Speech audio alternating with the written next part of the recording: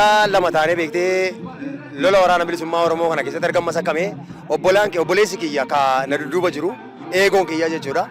Loltuu waraana mootummaa ta'ee carraa ta'ee hirmaannaa gaafa sana kaambii isaan keessa jiran kan rukute nuyi.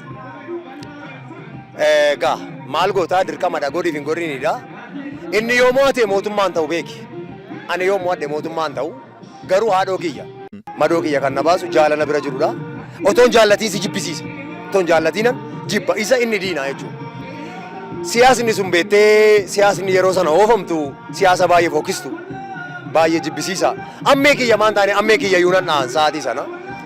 Arra garuu akka nama hirribaa ka'eeti yaa. Naqaa ja'a jechuudha. Baay'ee waan namatti dhabu. Na rifachiisa. Waan dhugaa rabbii ta'e irratti hin fakkaatu. Mudannoon gaafa sana taatee fi wanni arra amma irraatti na rifachiise aleellaan gaafa sana gaggeeffame namoota isa biraa dhuman gaafa laalu waan hafe natti hin fakkaanne ba'ee garuu yaalama guddaaf gara magaalaa Finfinnee sanatti akka inni yaalamuu dhufeen odeessa dhagee. Lola sana garuu kan lole ana garaa kiyya keetti gubadhee dhuman dhiise. Du'a sana achitti argis reenjerii uffatee ciisu gaafa argitus obbolaan isaa baay'een na bira jira. Kanatu si gaddisiisa beektee wantichi ollaa keenya keessaa biyyan keessa bee keessa yoo xiqqaate waraana mootummaa akka ta'an namoota hanga 20tu jira. Ijoolleen hanga 20 kun raabsamanii guutan Oromiyaa keessa. Ijoollee loltuu waraana mootummaa taate Keeniyaadhaan dhufne beeki. Ijoollee Oromooti.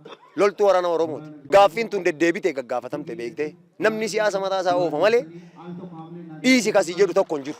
Daa'imni wallaalaan camadamee fi colleen luugamamee Oromoon miidhamuu agarsiisa kan jedhu gumaan namni waamicha haadhaaf abbaa isaa hin oowwaanne eenyuuf oowwaata jennee nagaan injifataa ta'uu amannee gara nagaatti dhufne jechuun gara nyaatteen dubbatam. Karaa nagaatti amannee nuti uummata keenya hanga yoomiitti boochisnaa boo'ichi imimmaan keenya imimmaan uummata keenyaa kun dhaabbatu mallattoo jedhuun fiingee tokko tokkotti jalatti taliigamnee hooggansa qabnu waliin gara kanatti dhufneera.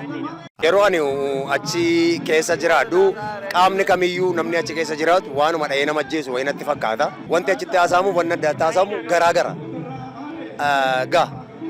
Ani hanga nufitti waan baay'ee nu hubadhe akka nu hubadhetti immoo qaamni hundillee kan na fakkaatu hubatee dhadhee yaada. Qaama kanarratti hirmaatee isin sinirraa barbaachisa kanarratti hirmaatanii jedhee daandii nageenyaa kana nu argisiisuun galateeffadha. Asumaan galata kiyya dabarsuun barbaada beekte.